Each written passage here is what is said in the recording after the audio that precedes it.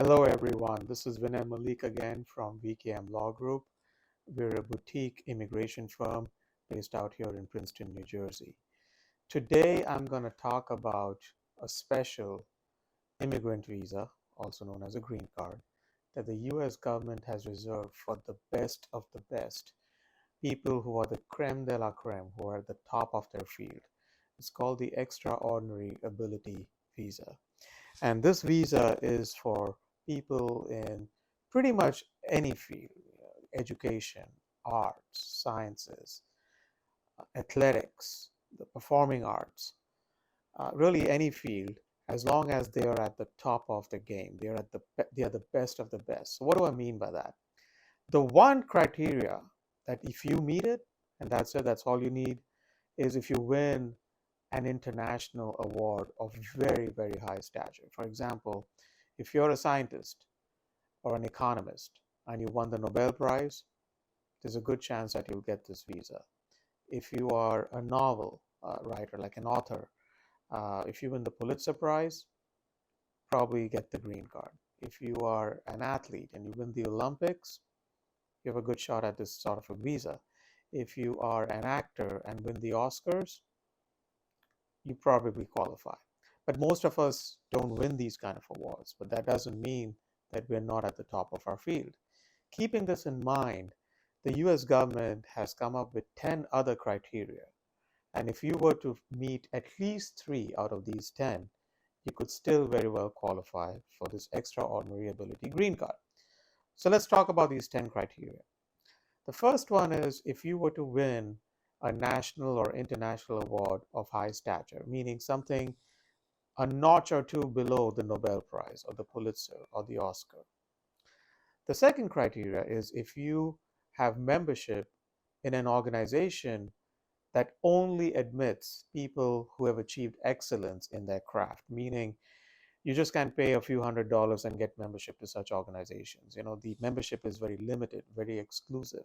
So if you're a member of one such organization in your field, that helps satisfy the second criteria.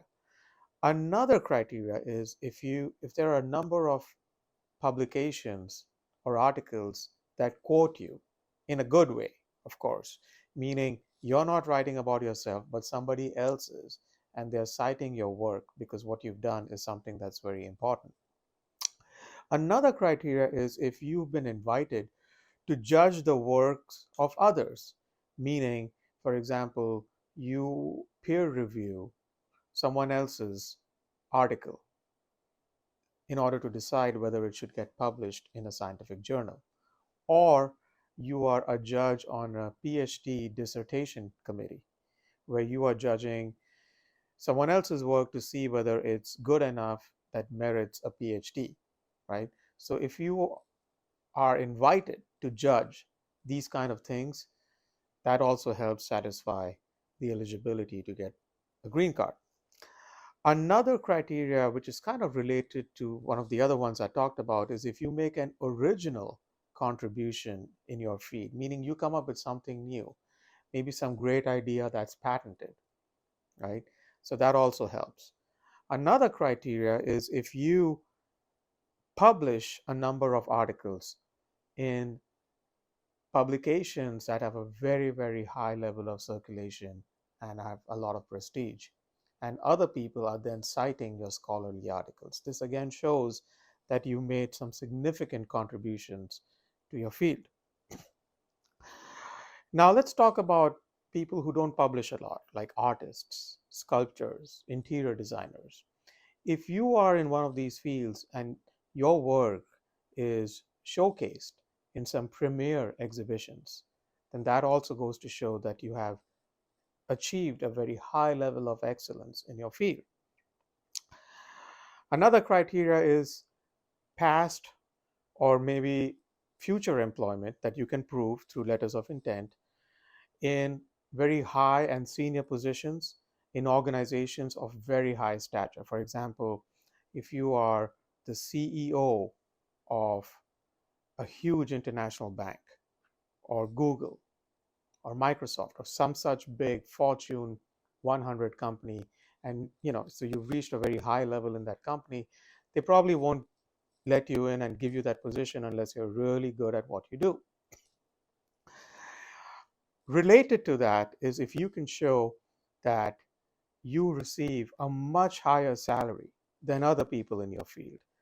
That's also reflective of you being at the top of your game, right?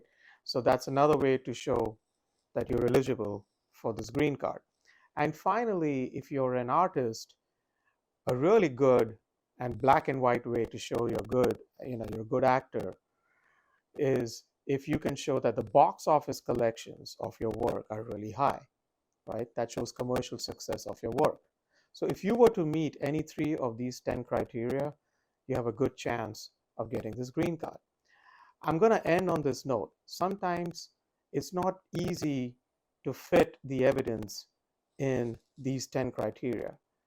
USCIS, or the US government, has provided another way to meet this criteria where they say you can provide comparable evidence, meaning evidence that doesn't quite fit in these 10 criteria, but really does prove that you have what it takes to get this green card. So that was a brief overview of the EB1 green card. If you have any questions, feel free to reach out to us. Our contact information is at the bottom of the link, bottom of this video. Thank you so much for your time.